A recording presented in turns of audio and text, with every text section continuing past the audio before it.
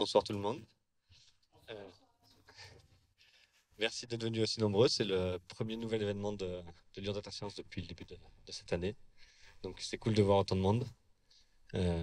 Pour commencer cette année, on a un super thème, du coup, sur la recommandation de contenu pour Sysplay. Donc je vais laisser la parole à toute l'équipe Bedrock euh, et pour faire une super présentation. Et juste un petit mot avant de commencer. Euh, à la fin de la présentation, on va commander des pizzas, des boissons. Si vous êtes déjà venu, vous avez l'habitude. Le but, c'est qu'on en profite aussi un peu à la fin pour discuter 5 minutes. Donc voilà, je vous laisse la parole. Ok, alors bonsoir à ceux à qui on n'a pas dit bonsoir. Et du coup, effectivement, on va vous présenter notre travail chez Sysplay, puisqu'en fait, on est 3 personnes, 4 personnes ici dans les gradients de l'équipe personnalisation de Bedrock. Donc, je m'appelle Nastasia et je suis tech lead dans l'équipe. Du coup, moi, c'est Thomas et je suis data ingénieur en alternance dans l'équipe depuis à peu près 1 an. Bonjour à tous, moi c'est Benjamin, je suis data scientist dans l'équipe depuis 2 ans. Hop. C'est parti, on va commencer par une petite présentation un petit peu du contexte de la boîte dans laquelle on travaille, qui est Bedrock, de Sysplay. Quel lien en fait avec Sysplay, que j'imagine que vous connaissez, mais sinon c'est le replay de la chaîne M6, on en discutera, puis on vous présentera un petit peu l'architecture. Alors, Bedrock, qu'est-ce que c'est Bedrock? Bedrock, en fait, c'est un créateur de plateformes de streaming B2B, B2C. En fait, initialement, on est M6 Web et puis on est devenu Bedrock. Donc, ça fait longtemps qu'on s'occupait du replay d'M6 avec Sysplay. Et en fait, on a plein de plateformes plusieurs plateformes qui sont venues rejoindre, comme Salto, qui est peut-être un peu connu en France, donc qui est une plateforme où il y a TF1, France Télévisions et M6. Et puis après, il y en a des moins connus, mais qui sont quand même connus dans leur pays. Je pense à Vidéoland, par exemple, qui est hyper connu en Hollande. Mais bon, nous, effectivement, on ne connaît pas. Voilà, donc il y a plusieurs plateformes de streaming. Donc on fait du B2B, B2C. Qu'est-ce que ça veut dire? Ça veut dire que grosso modo, on a 2 exigences. On a à la fois les end users, donc le classique B2C, donc c'est un petit peu tout le monde. Est-ce que les personnes qui regardent sont satisfaits? Et puis il y a le côté B2B, parce qu'en fait finalement, Salto, c'est aussi notre client. Sysplay, c'est aussi notre client. Donc en fait, c'est cette notion-là de B2B, B2C. Alors, en quelques chiffres, voilà, on a 7 plateformes, 5 pays et en tout 45 millions d'utilisateurs et utilisatrices. Sysplay. Alors, Sysplay, c'est vraiment la plateforme qu'on développe à l'origine avec M6 Web. Bon, grosso modo, ça ressemble à ça. Là, j'ai vraiment pris la page d'accueil. C'est le replay des chaînes du groupe M6. Donc il y a M6 qui est assez connu, W9, Paris Première.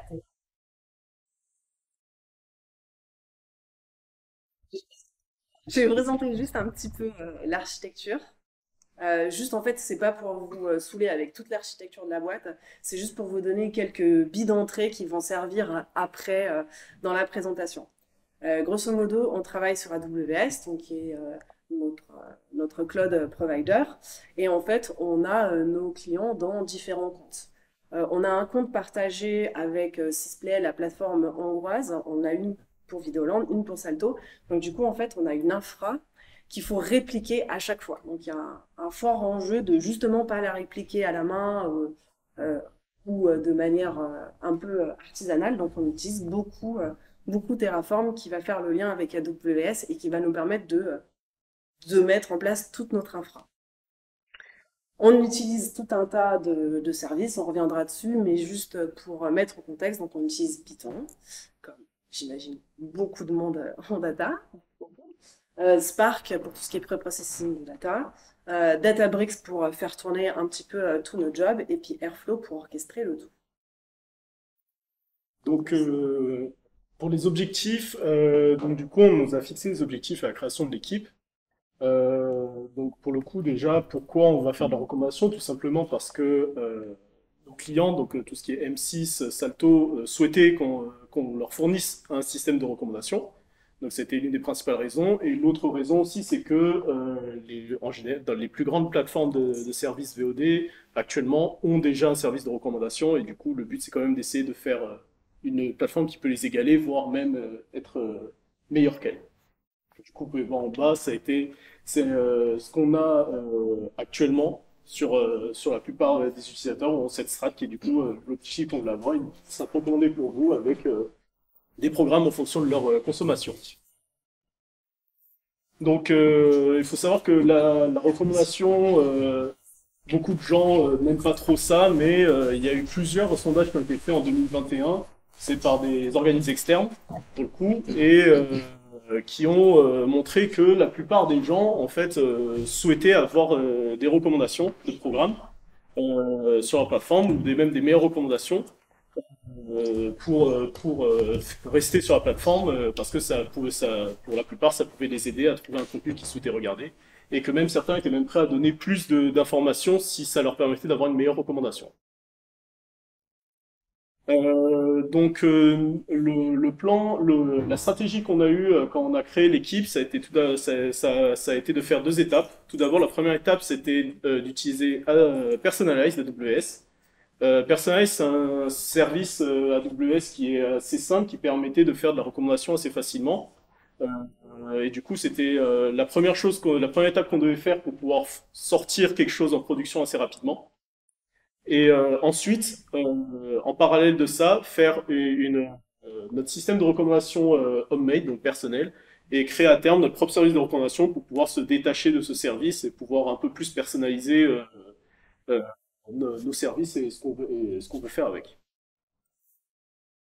Ok, donc vous l'avez compris, nous on utilise Personalize, et donc je vais vous expliquer en fait comment ça fonctionne, et après on fera un petit retour sur l'outil. Je vais vous donner quelques éléments de vocabulaire. Donc déjà, il y a plusieurs éléments dans Personalize. La première chose, c'est le dataset group. Alors le nom est un peu étonnant parce qu'on pourrait s'attendre à avoir un truc qui ressemble à un jeu de données. Au final, c'est juste une ressource qui contient l'ensemble des éléments que je vais décrire juste après. Ensuite, on a les datasets. Les datasets, c'est les jeux de données qui nous permettent de constituer la recommandation. On a la solution, c'est vraiment le modèle en tant que tel, le modèle de machine learning. La campagne, c'est la surcouche en fait qui va venir se poser sur la solution et qui va nous permettre de requêter le modèle. Et pour finir, les filtres. En fait, les filtres, c'est juste en gros les filtres qu'on va appliquer sur les recommandations qu'on reçoit. Par exemple, pour dire en fait, on veut pas de contenu de la chaîne W9 ou bien que des contenus de la chaîne M6, par exemple. Donc là, vous avez un exemple, un screen de ce que c'est qu'un dataset group sur Personalize, enfin sur AWS. Donc là, nous, on en a deux. Enfin, pour différents calculs de taux de complétion, bref, c'est pas important. Et donc là, quand vous allez cliquer dessus, vous allez arriver sur un ensemble de pages, et notamment du coup sur celle des datasets. Et donc les datasets, ici, vous voyez, il y en a trois, il y a les interactions, les users et les items. Donc les interactions, c'est un jeu de données qui est obligatoire, on peut pas s'en passer. En revanche, le dataset des users et des items, on va le détailler juste après, mais vous pouvez vous en passer, c'est pas quelque chose qui est obligatoire. Donc, pour en venir en particulier sur chacun des jeux de données, donc vous allez mettre dans le jeu de données interaction des informations qui concernent les interactions en tant que telles. Donc, le numéro du programme, l'identifiant du client, le timestamp, et ensuite une mesure explicite ou implicite de l'intérêt que porte l'utilisateur pour le contenu. Donc, par exemple, ça peut être un like, enfin ça peut être le nombre de likes, ça peut être le taux de complétion. Donc, nous, c'est ce qu'on a, le taux de complétion. Le nombre de clics, le nombre de secondes vues, par exemple. Cette mesure d'intérêt, elle n'est pas obligatoire. Donc vous pourriez mettre juste, par exemple, juste le numéro d'identifiant du programme ainsi que celui du user, et ça suffit à Personalize. Dans le dataset item, donc je rappelle qu'il n'est pas obligatoire, mais si on le met, on doit obligatoirement bien sûr mettre le numéro du programme identifiant, et ensuite on peut rajouter plein d'informations sur le device, par exemple, sur la plateforme, sur plein de choses qui concernent en fait votre activité. Et ensuite, sur le dataset user, de la même façon que sur le dataset item, Vous pouvez mettre plein d'informations qui sont pas obligatoires, mais vous pouvez être l'âge, etc. Donc ça, c'est la solution. Donc vous voyez ici, on a 4 solutions, nous, et en fait, chaque solution est rentrée, enfin, une solution est rentraînée par semaine grâce à Airflow. Et en fait, donc ça, c'est vraiment la partie modélisation. C'est le modèle de machine learning qui est entraîné ici. Et en fait, vous avez plusieurs types de solutions que vous pouvez entraîner en fonction de votre besoin. Donc nous, on est sur le premier truc, c'est user personnalisation, c'est de la recommandation un peu classique. Ensuite, vous avez plusieurs autres façons de recommander des contenus. Par exemple, le popularity count, ça permet en fait de faire un top 10, par exemple, de programmes, comme vous pouvez retrouver sur Netflix. Le personalized ranking, il permet en fait de donner à Personalize une liste de contenus qui va être ordonnée. Donc par exemple, vous n'avez pas tout le catalogue, vous voulez juste ordonner 10 programmes, il va vous les ordonner pour vous. Et ensuite, le item to item, c'est juste en fait de la recommandation de contenu similaire. Donc vous avez consommé un contenu, on va vous recommander un contenu qui est proche, sans s'intéresser à votre historique de consommation. Donc là, je vais passer rapidement, mais vous avez 3 ou 4 paramètres que vous pouvez modifier dans Personalize. Donc vous voyez, c'est pas énorme et en tant que data scientist, du coup, c'est plutôt limité. C'est pas l'intérêt en fait de l'outil. L'intérêt, c'est d'avoir un truc managé. Mais donc en gros, vous avez des paramètres pour choisir l'étendue de l'historique de l'utilisateur. Est-ce que vous mettez plus ou moins de poids sur les tendances récentes, ce genre de choses.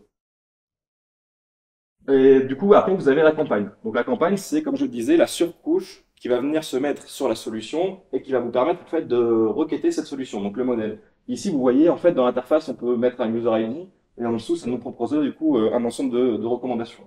Et là, vous voyez, il y a un truc qui s'appelle les filtres et on va en parler juste après. Donc là, dites-vous que ça, c'est juste une surcouche qui nous permet en fait de requêter le modèle. Là, à l'identique de la solution, on a des paramètres qui sont plutôt en gros utiles pour explorer plus ou moins le catalogue. C'est-à-dire qu'en fait, vous voulez par exemple éviter que l'utilisateur se retrouve dans des bulles, qu'il soit tout le temps, qu'on lui recommande tout le temps le même type de programme. Vous allez pouvoir mettre en fait un critère d'exploration du catalogue plus élevé. Maintenant sur les filtres, donc ça c'est hyper important, c'est une des forces de Personalize, c'est qu'en fait ça va faire des filtres à la volée. Donc par exemple, vous allez requêter pour un utilisateur en particulier et lui donner un certain nombre de filtres. Donc par exemple, pour nous, ça serait sur tel type de device, donc par exemple tablette, et la personne est sur la page de W9, et donc là on lui recommanderait que des contenus qui sont effectivement que sur tablette et que sur W9. Donc si je résume, on a du coup 3 jeux de données, interaction user item, ces deux étant facultatifs. On entraîne une solution, on crée une campagne qui va permettre en fait de requêter la recommandation. On a des filtres obligatoires, enfin pas facultatifs. Et après, du coup, on demande une recommandation et en sortie, on a du coup une table en fait qui contient des scores et des identifiants de programmes, ce qui nous permet en fait de faire de la recommandation. Donc tout ça est organisé et orchestré par Airflow. Donc voilà, Ben vous a présenté l'outil Personalize.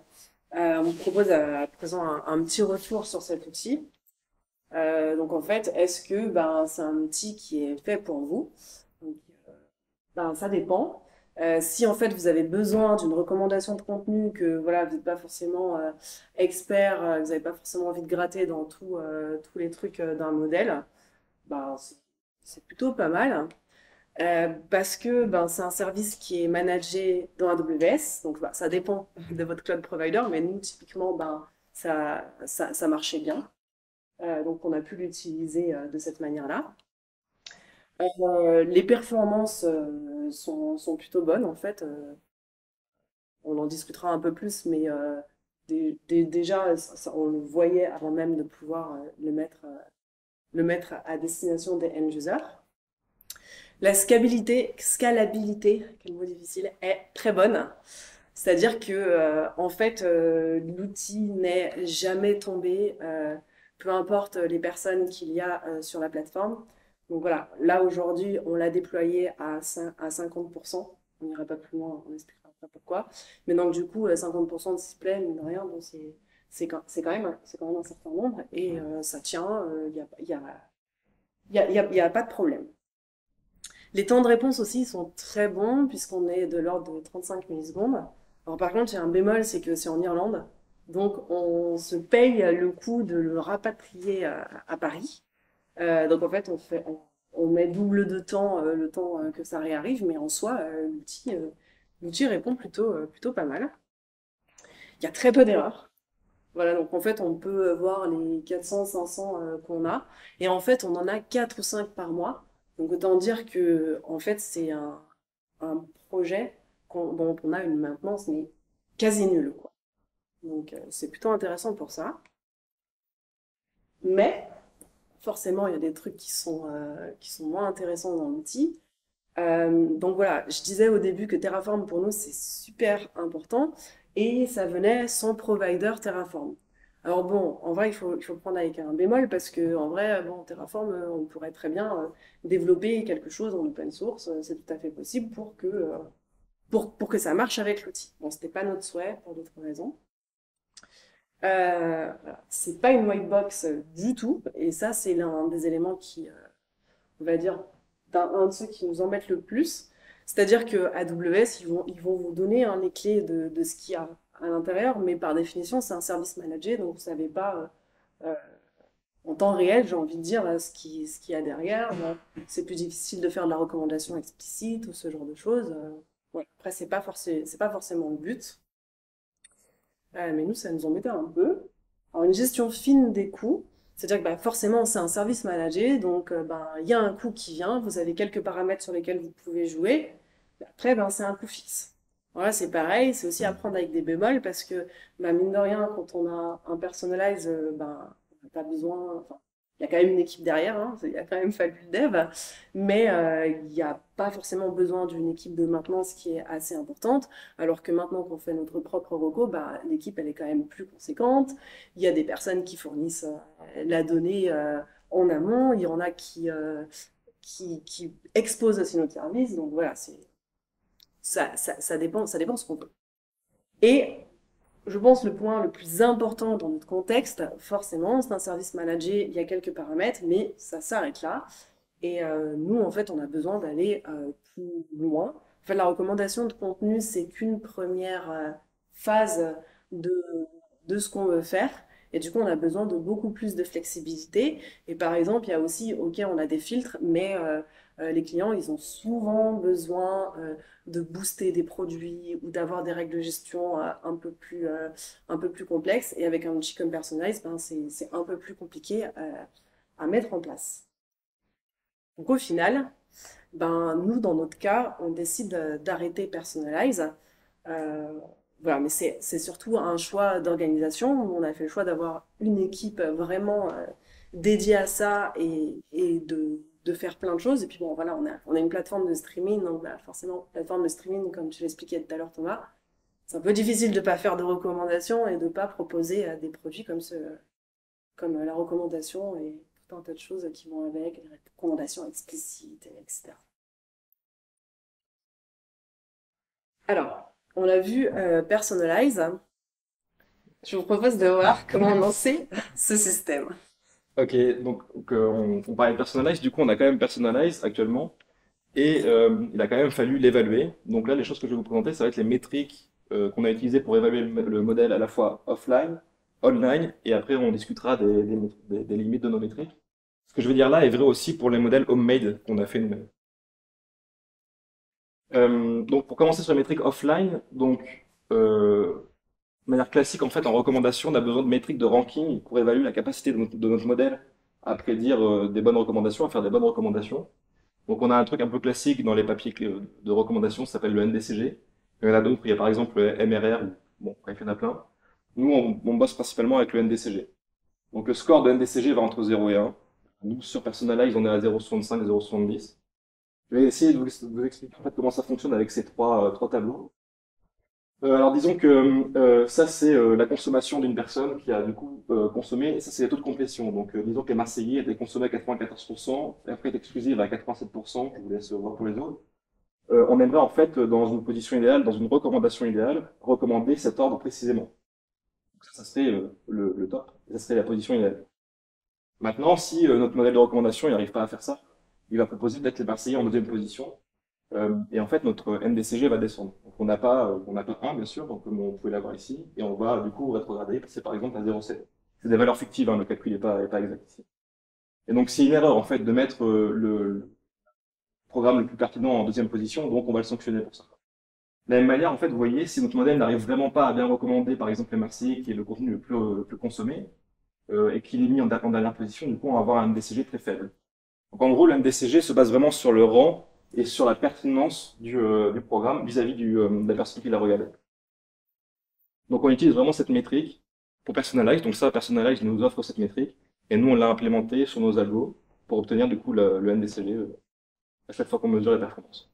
Donc ça, c'est quand en fait on est en offline, donc avant de mettre en production notre modèle, notre recommandation, avant que ça arrive sur les plateformes de streaming, on le teste en fait en interne, enfin en offline. Et après, on arrive du coup on industrialise et du coup on va pouvoir mesurer en fait les performances en live en gros. Donc pour ça, en fait, on utilise ce qu'on appelle un A/B test. Bon, pour l'expliquer rapidement, en fait, on va avoir deux populations, une population témoin et une population dans laquelle on va appliquer une variante. Là, nous, là, dans notre contexte, le témoin, c'est sans recommandation, et la variante, c'est avec recommandation. Et on va chercher à voir, en fait, sur une ou plusieurs métriques, s'il y a des différences en fonction des populations. Donc, pour résumer, nous, on a fait un A/B test sur à peu près 50% de la population, ce qui est, en gros, on a 1 million d'exposés, en fait. Euh, Ce qu'on regarde, enfin, ce qu'on observe, c'est qu'il n'y a pas de différence. En tout cas, les performances sont similaires pour les deux populations. Sur une métrique, on y reviendra, qui s'appelle le viewing time. Ce qu'on observe en deux, trois mots, c'est que la strat est positionnée en haut de la page. Donc ça, c'est important parce que ça va jouer sur le fait que les gens cliquent ou non si on a la strat en haut. On n'a pas observé de baisse de consommation et ça reste dans le top des strats les plus cliquées. Ah, c'est le bordereau de recommandation quand tu arrives sur la plateforme. Donc pour revenir sur la métrique, en fait, le viewing time, c'est une métrique qui est implémentée chez Bedrock et que beaucoup utilisée dans la B-test, qui mesure en fait le temps passé à consommer une vidéo, donc le temps moyen par utilisateur sur la plateforme à consommer des vidéos. Quand on fait de la recommandation, l'objectif c'est pas forcément, même si ça l'est par extension, mais c'est pas forcément d'augmenter cette métrique-là. On aimerait nous, par exemple, avoir le time to play, qui est en fait le temps entre le moment où la personne se log et le moment où la personne commence son contenu. Et en fait, c'est ça qu'on a envie d'améliorer avec la recommandation, c'est arriver plus rapidement au contenu qui est intéressant.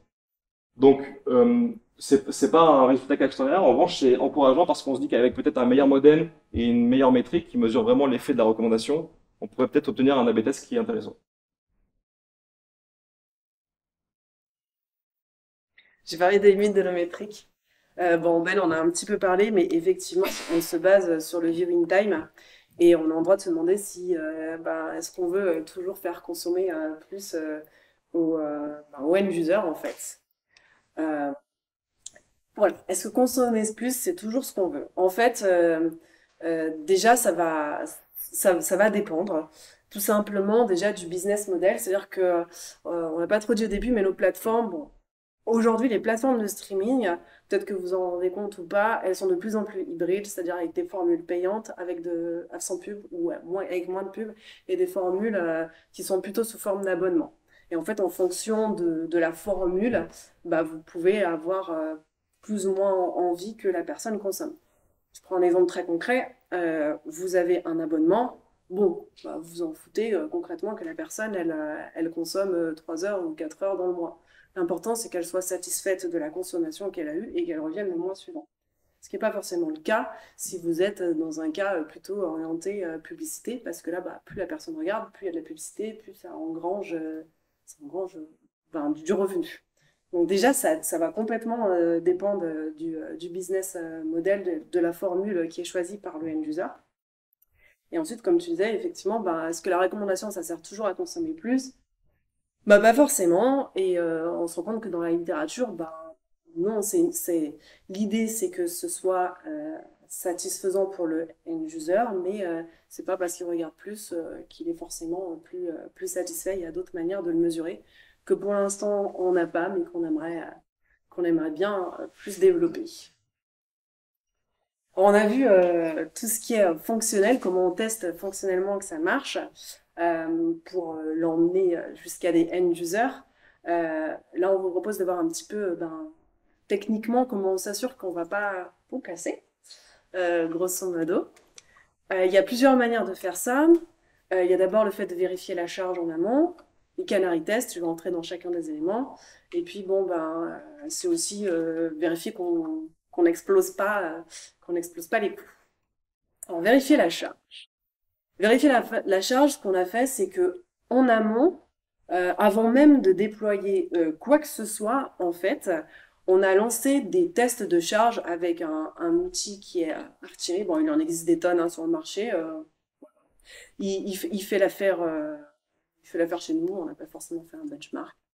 Ça marche. Et du coup, on met des scénarios comme si on allait vraiment avoir des personnes qui consomment la recommandation. Et puis, on regarde si ça marche.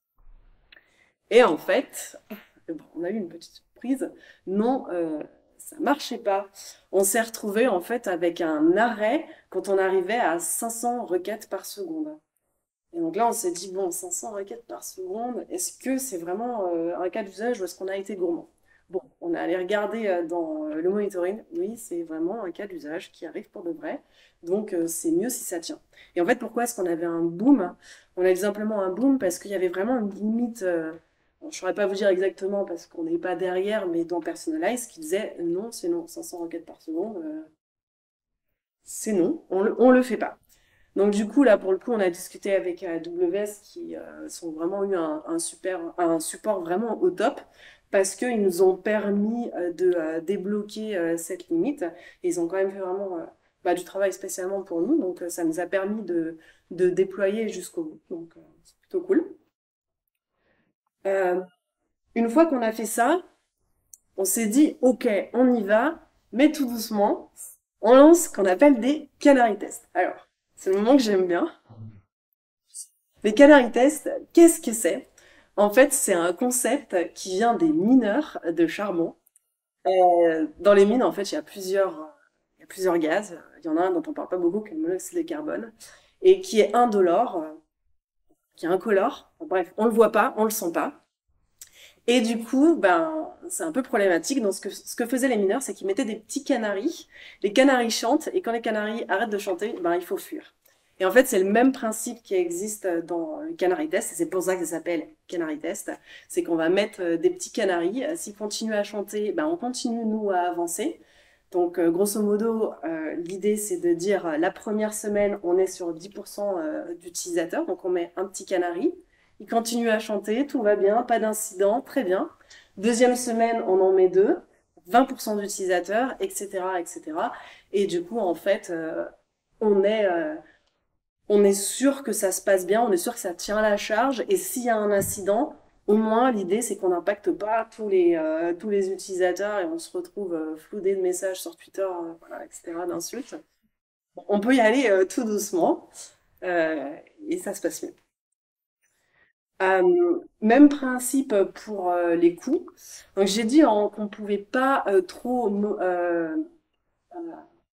jouer sur les coûts de Personalize. Bon, c'est vrai et c'est faux. C'est-à-dire que oui, on peut pas aller jusqu'en dans le détail, lui dire je veux 3 serveurs avec 10 gigas de RAM, je dis n'importe quoi. Donc ça, effectivement, on ne peut pas faire ça, mais on peut quand même jouer sur quelques variables, une en l'occurrence. Pour être plus précis. Et l'idée, en fait, c'était pareil, c'était d'avoir le coût le plus juste par rapport à ce qu'on va faire. Donc là, c'est plutôt jour par jour, mais l'idée, c'est de dire, OK, le premier jour, on met plus que prévu pour être sûr que, OK, ça va tenir, on a assez de serveurs en dessous pour supporter la charge. On va la diminuer.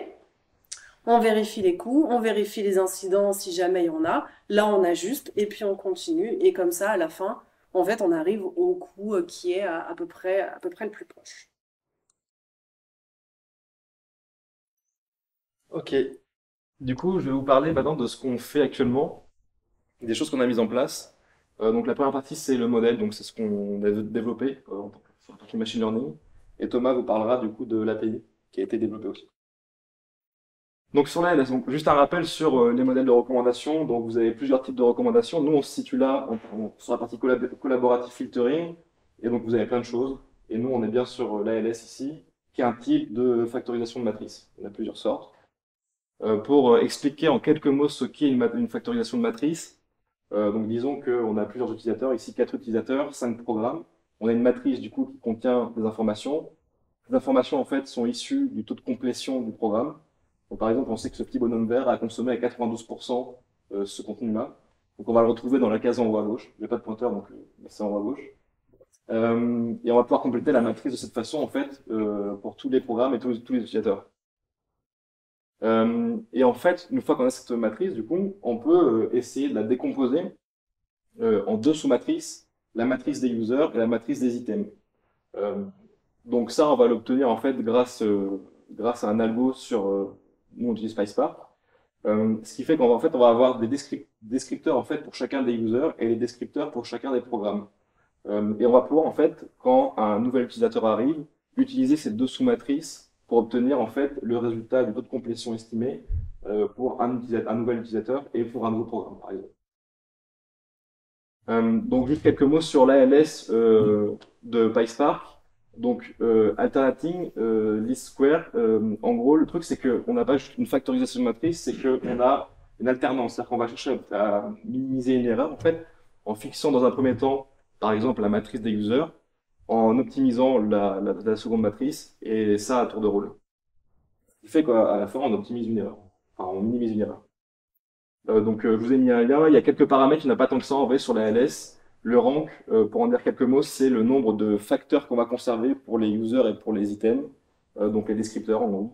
On a un paramètre de régularisation et ensuite un paramètre alpha qui est en gros un paramètre de confiance qu'on attribue aux, aux données qu'on a, enfin au taux de complétion.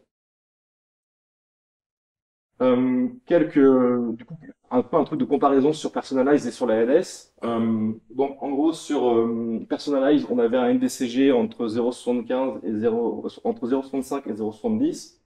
Nous, avec la LS, on arrive à 0,8. En termes de temps de calcul, on est aussi plus rapide. Et en termes de prix, on est aussi mieux placé.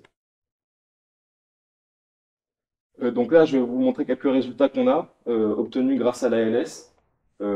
Donc, par exemple, pour un utilisateur qui a consommé un seul programme qui est marié au premier regard, là, j'ai pas mis toutes les recommandations, hein, mais on en a autant qu'on veut en soi. On obtient du coup Escience Rencontrée, Top Chef, Pékin Express. Je sais pas si vous connaissez tous ces programmes, mais on arrive à quand même avoir un lien avec Escience Rencontrée. Et c'est des programmes qui sont plutôt aussi des programmes qui sont beaucoup consommés sur la plateforme, donc c'est OK. Ensuite, sur un autre utilisateur, par exemple, qui a consommé plutôt des télé-réalités, donc le reste du monde, des Marseillais, des apprentis aventuriers, c'est plutôt de la télé-réalité. On va lui recommander des contenus qui sont aussi de la télé-réalité majoritairement. Et sur un autre utilisateur qui a consommé plutôt des films, téléfilms, ce genre de choses, on va aussi du coup lui recommander des programmes qui sont plutôt des films et téléfilms, donc ça fonctionne bien. Donc maintenant, je vais vous parler d'API. D'abord, vous allez me dire pourquoi on va parler d'API dans cette présentation. Personalize, l'avantage qu'il donnait, c'est que c'est qu'il nous donnait une interface qui était facile d'utilisation pour qu'ensuite les autres équipes puissent afficher les recommandations que Personalize fournissait sur la page de Sysplay et autres. Et nous, du coup, on devait reproduire la même chose, proposer un outil qui permettait aux autres équipes, donc l'équipe par exemple du PAC ou quoi, de pouvoir récupérer les recommandations qu'on avait créées assez facilement, en ayant un temps de latence plutôt.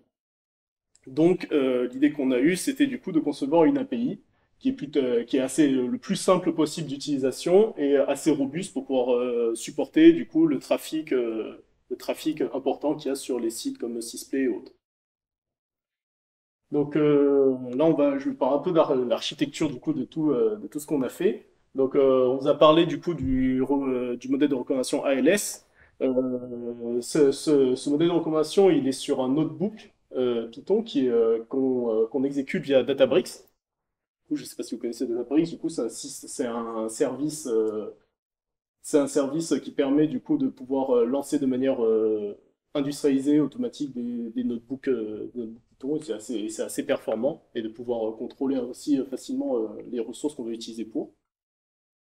Je vous ai parlé du coup de l'API de recommandation qui va être hébergée sur Kubernetes. Donc en fait, c'est une API qu'on a transformée en image Docker et cette image Docker du coup est exécutée via Kubernetes qui est du coup un orchestrateur de conteneurs. Voilà. Donc, au tout début, nous, les données qu'on reçoit du modèle ALS, on va les sauvegarder dans un bucket S3 sur AWS. Si vous ne connaissez pas, c'est juste un service de stockage assez simple. Mais malheureusement, ce service de stockage, si on faisait juste, on le sauvegarde juste dedans, pour requêter là-dessus, c'est plutôt long. C'est pas très performant et c'est pas fait pour supporter des centaines de requêtes à la seconde. Donc pour ça, on a besoin d'utiliser un autre endroit pour stocker les données.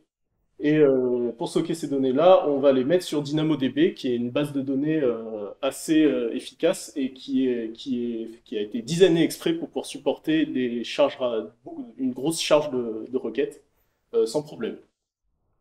Donc du coup, pour ça, pour pouvoir sauvegarder ces données, on va créer une sorte de pipeline, un processus qu'on a utilisé Step Function, du coup, qui permet du coup de transférer toutes les données qu'on a eues de S3 vers DynamoDB, en filtrant et en gardant ce que l'on souhaite. Donc, vous avez dit avec Personalize nous permet de filtrer les programmes pour pouvoir obtenir par exemple un programme que sur la plateforme W9 ou que sur la plateforme, enfin que des programmes de la chaîne W9 ou que des programmes de la chaîne M6. Et on devait aussi reproduire ce même système. Le problème, c'est que les données qu'on envoie, qui sortent de Databricks, c'est juste un ID. On n'a pas d'autres infos dessus, donc on peut pas filtrer des programmes vu qu'on n'a pas, on ne garde aucune info là-dessus. Et du coup, ce qu'on va faire, c'est que on va sauvegarder les données sur l'API directement. On va sauvegarder le catalogue de tous les programmes qu'il y a sur nos plateformes. Comme ça, l'API, quand elle va recevoir une requête, elle pourra tout simplement récupérer l'ID d'un utilisateur et du coup trier avec le catalogue qu'elle a en local. Donc du coup pour ça, pour générer ce catalogue, on utilise une lambda assez classique qui nous permet très rapidement de créer ce fichier-là. Et du coup, par exemple, dans le cas d'utilisation, généralement ça va être une API front qui va nous appeler pour pouvoir requêter par exemple les recommandations d'un utilisateur en particulier. Donc nous, quand elle nous envoie, elle va nous envoyer une requête directement sur l'API. L'API va dans ce cas-là chercher les données sur DynamoDB, qui va le répondre autour de manière assez rapide. Et après, s'il y a des filtres qui ont été demandés, par exemple, je ne veux que les programmes de W9, l'API va du coup trier les données et conserver que les données, que les programmes souhaités et les renvoyer à l'API front. Et du coup, toute cette stack-là qui est encadrée en rouge, du coup, c'est toute l'architecture qu'on a créée du coup pour ce projet-là. Pour parler un peu technologie, l'API que nous avons développée a été codée en Python et on a utilisé le framework FastAPI pour pouvoir créer cette API qui est un framework très très simple et assez efficace, assez rapide à mettre en place. On avait quand même un enjeu de sécurité dans le sens où on voulait pas que n'importe quelle requête de n'importe quelle personne soit acceptée et du coup on a sécurisé les requêtes avec des tokens JWT qui nous permettait d'authentifier que la requête venait bien d'un service qu'on avait autorisé. Un token JWT, c'est tout simple, c'est une clé c'est un token qui est encrypté avec une clé particulière dans un type de hachage particulier, et dedans on peut rajouter des infos en plus, comme par exemple l'expiration du token ou autre.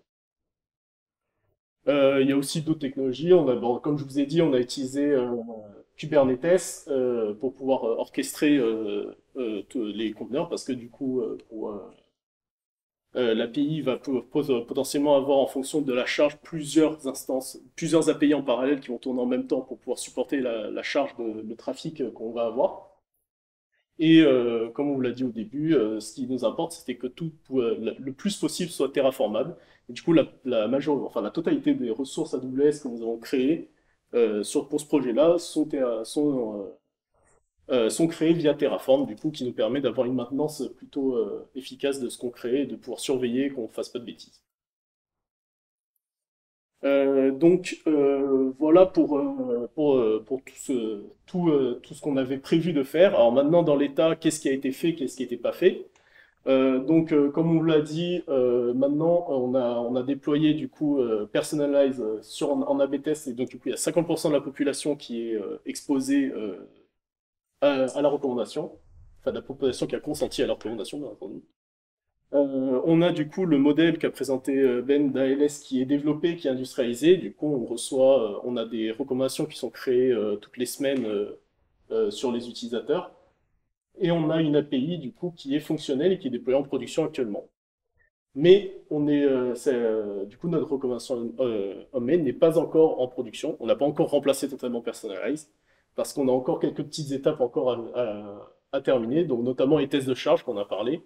On doit encore vérifier si notre API du coup tient la charge et que Dynamo aussi soit assez performant pour tenir les charges qu'on souhaite. Et il reste une dernière petite étape qui est du coup le transfert des données entre de S3 et DynamoDB, qui est encore à terminer. Mais on arrive vers la fin. Voilà, je vous remercie du coup de nous avoir écoutés et je vous laisse si vous avez des questions.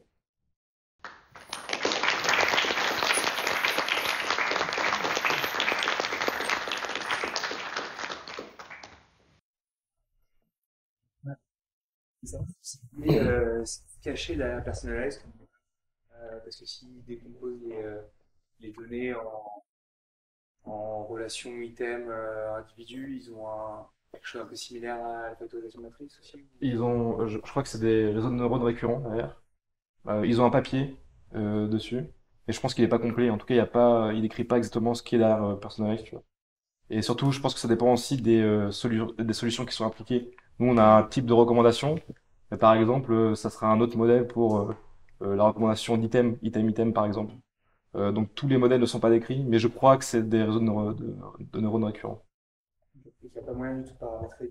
Non, non, tu peux pas. Non, tu peux pas. Question sur les logiques de recommandation. Expliquez, vous utilisez les activités de visionnage pour faire des suggestions. Vous ne faites pas du tout d'annotation sur le contenu. Par exemple, l'émission de télé-réalité. Non. Déjà aujourd'hui, il n'y a pas la possibilité de mettre des likes. Voilà. Et ensuite, après, ça dépend, faudrait tester parce que dans la littérature, il y en a aussi qui disent tu peux liker différemment d'un pays à un autre. Il y a aussi la tendance à beaucoup liker quand t'as beaucoup aimé ou quand t'as pas du tout aimé. Donc... Le like, c'est vraiment la notation de contenu. C'est une émission de télé-réalité, c'est une émission de rencontre. Ah, pardon, j'avais pas du tout compris. Non, on n'a pas ça. Ok. Non. Et en plus, le modèle qu'on utilise aujourd'hui, la LS, tu peux lui donner seulement l'identifiant du programme, le user, et un taux de complétion ou autre. Et tu peux pas en fait rajouter des variables qui seraient liées au programme ou au user. Ça, c'est d'autres modèles qu'on est en train de développer qui le font. Mais avec la LS, tu peux pas. Vous avez envie de le faire. Ouais, en tout cas, c'est une piste pour améliorer le modèle. Est-ce que vous avez pu faire des recommandations explicites avec l'ALS? Vous avez dit que vous ne pouviez pas en faire avec Personalize. On les a pas encore. Ouais, on les a pas encore fait. Mais c'est possible. Ouais, c'est possible. Dans une certaine mesure. Explicite, c'est par exemple, vous devez regarder ça, donc vous pourriez aimer ça. Ouais, c'est ça. Mais je pense qu'il y a plusieurs Oui, il y a plusieurs manières de faire de la recommandation explicite Ouais. en fait. Ouais. Il y a ça, je sais que Netflix ils font le pourcentage.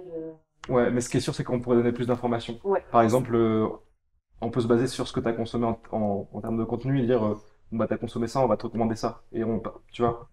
Mais après, il y a plusieurs façons d'expliciter la recommandation. Vous avez mentionné que vous utilisiez vous mettiez à jour votre ego toutes les semaines, c'est un choix ou c'est une contrainte qui ne fait pas intérêt à le faire plus souvent ou...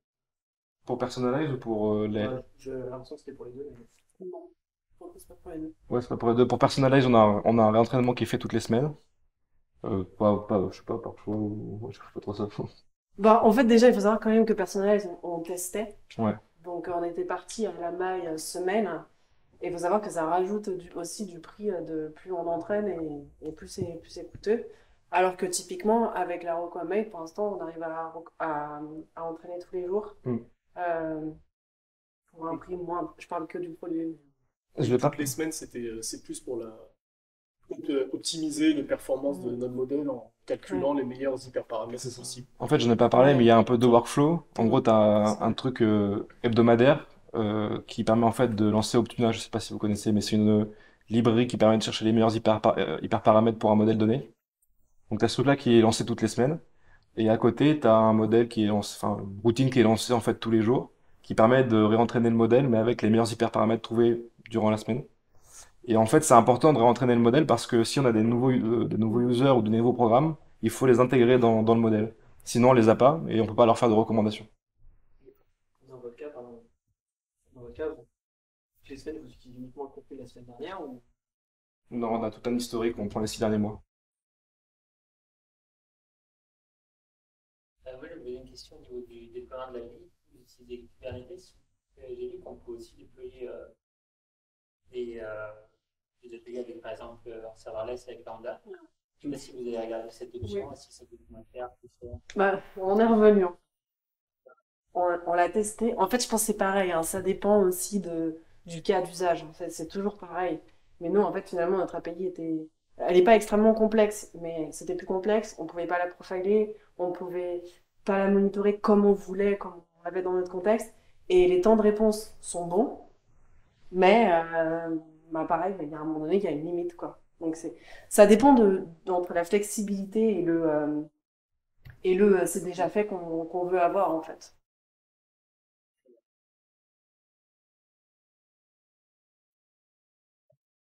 J'avais une question sur, dans votre modèle ALS, vous avez réussi à améliorer vos scores de ranking. Ouais. Est-ce que il n'y a pas un risque à terme à du coup proposer beaucoup de contenu qui ressemble énormément à ce que l'user a déjà vu et qui finissent par se lasser? Est-ce que vous envisagez à terme d'introduire un peu de discovery ou de serendipity? Ouais, ça c'est un truc un peu compliqué à gérer, parce qu'effectivement on a envie d'avoir des bonnes performances, et à la fois il faut pas non plus enfermer l'utilisateur dans uniquement ce qu'il aime. Donc aujourd'hui on n'a pas de stratégie pour l'instant mise en place là-dessus, mais probablement qu'il faudra en mettre une effectivement pour soit intégrer un peu de random, ou soit mettre une option pour se dire ok en fait on va explorer un peu plus ce contenu. Personalize le fait avec il a un paramètre d'exploration du catalogue, et nous on a pour l'instant pas ce genre de choses, mais effectivement on l'a en tête, ouais.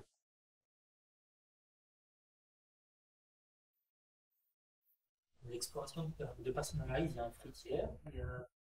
Je crois pas. Utiliser, Je pense pas. Je pense pas qu'il y ait fritière. c'est vraiment un fruitière. C'est un test, enfin un truc pour tester gratos. Ah, pardon. Je crois pas. Non, je crois pas. Non. Je crois pas que ça fait partie des services avec Africain, non. Faut voir, mais je suis pas sûr. Quelle était votre stratégie pour promouvoir des contenus? Vous aviez dit que parfois vous deviez faire de la promotion. Comment ça s'intègre dans La l'algorithme? promotion. Tu vois, genre, dire tu veux mettre en avant. Ah, bah pour l'instant, il n'y a rien. En fait, enfin, non, c'est pas vrai. En fait, on parlait de strat la dernière fois. En fait, on a plusieurs bordereaux. Ouais, bordereaux, c'est bien. Et en fait, là, pour l'instant, il y a une strat de recommandation qui est entièrement automatisée et pour l'instant qui va l'être. Et après, en fait, l'édito a tout le reste du site pour promouvoir. Mais c'est vrai qu'à terme, on sait que il y aura peut-être besoin d'avoir des règles de gestion un peu plus fines à l'intérieur, mais pour l'instant, on ne les a pas implémentées du tout. Est-ce que vous avez une stratégie pour proposer des recos à un nouvel utilisateur, quelqu'un qui se serait inscrit après l'entraînement du dernier modèle? Pour l'instant, on n'en a pas. Personalize le fait, par exemple. Si on n'a pas d'historique sur l'utilisateur, on va lui recommander une sorte de top programme, quoi, en gros, de manière automatique. Nous, on n'en a pas pour l'instant, et c'est ce qu'on appelle le problème du call start. En fait, on n'a pas d'informations sur l'utilisateur. Donc, il y a des stratégies, il y en a plein. Par exemple, le top, c'est une des solutions. On peut en ouais, enfin, il y en a des dizaines, quoi, en gros. Comme tu as une base filtering, Ouais, la notation. ouais, carrément. Ouais, Ouais, c'est ça. Du coup, c'était pas possible d'imaginer une solution qui mixait Personalize et votre solution à vous en production. C'est pas une bonne idée. Je pense que c'est un peu complexe. Je pense que c'est compliqué. Hein. Ouais. Ouais, je pense. En fait, je pense que c'est bon compliqué parce que les modèles sont pas pareils, quoi. Enfin, il y en a un qui répond en live et l'autre qui répond. Enfin, Ouais. je sais pas comment on aurait pu faire. Ouais, je sais pas non plus comment on va le faire. On s'est pas posé la question. Parce que stratégiquement, c'était vraiment, on utilise une solution qui existe, mais en tête, après, on fera Oui. notre solution. Dès le Dès le début, début. en vrai, c'était pensé en mode, on se fait aussi les dents, on regarde comment ça marche. Et après, on étudiera éventuellement d'autres solutions. On n'est pas forcément fermé. On verra.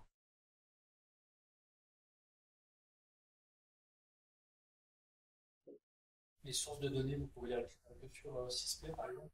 Étant donné que je suis abonné, pas moyen d'aller les graffer ailleurs. Ouais. C'est pas mal. Je vois ce que vous voulez dire. C'est vrai que actuellement, en fait, toutes les données qu'on récupère, c'est les données de personnes qui sont sur la plateforme. Euh, Après, sur la partie où j'ai parlé des sondages qu'il y avait eu, il y a eu plusieurs sondages sur justement quand il parlait de donner plus d'infos sur la recommandation, c'est justement avoir, on va dire, un service qui permet de récolter les informations de plusieurs services, par exemple, avoir Netflix, Amazon Prime, tout ça en même temps pour pouvoir faire, avoir une banque de données un peu plus grosse et pouvoir faire une recommandation du coup plus efficace. Mais actuellement, c'est surtout un projet, une idée, mais il n'y a pas, on va dire, de solution concrète qui a été créée à ce jour pour ça. Puis côté RGPD, oui, ça va être compliqué. Ouais, il faut faire des accords entre chaque entreprise, c'est pas. Ouais, pour l'instant, les données qu'on récupère, Thomas l'a dit tout à l'heure, c'est uniquement les utilisateurs qui ont consenti à la personnalisation. Donc déjà, ça restreint un peu les données. On n'a pas toutes les données, quoi. Pour calculer ton MDCG, Ouais. tu as besoin de données de base, non, pour comparer, Ouais, pour noter, quoi. Ouais, en gros, en fait, là, j'ai présenté une façon de le faire. Nous, c'est un peu différent. En gros, on prend le dernier item qui a été vu par l'utilisateur, le dernier programme. On fait le top recommandation, le top 20 par exemple. Et on va voir en fait si on place ce dernier programme qui a été vu au sein des top 20 prédictions. Donc s'il est pas dedans, c'est pas bon, c'est-à-dire que le NDCG est égal à 0. Et s'il est dedans, et plus en haut il est, et mieux c'est en haut. Donc c'est pas exactement comme ce que j'ai montré, c'est une version un peu simplifiée. Nous, c'est un peu différent.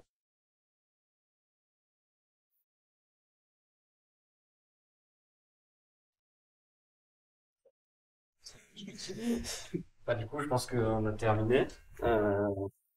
C'est déjà qu'on peut vous applaudir, c'est super intéressant.